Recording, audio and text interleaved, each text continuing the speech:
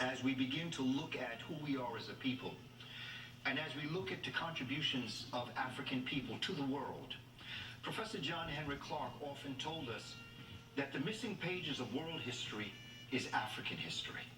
And once you understand the role that Africa has played in the shaping of our intellectual world, in terms of the things that we have achieved as a people, you will begin to understand why there is a war on history. And when you're dealing with a war on history, you're doing more than that.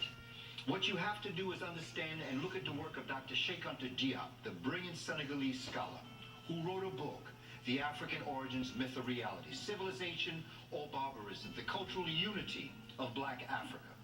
And as he developed his understanding, he said that for a people to oppress another people, this has nothing to do with African culture or European culture, this is people to people. If you want to oppress a people, there are three things that you take from them. You take their history, you take their language, and you take their psychological factor.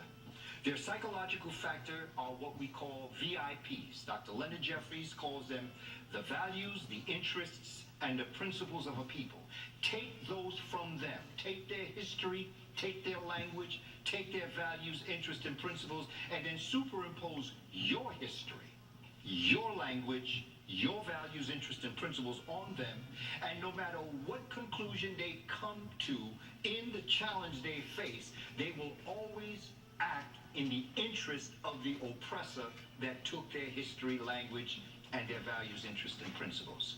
So when we wonder why the choices we make never serve our best interests, you got to change the paradigm. You have to study your history. You have to study your language, your values, interests, and principles.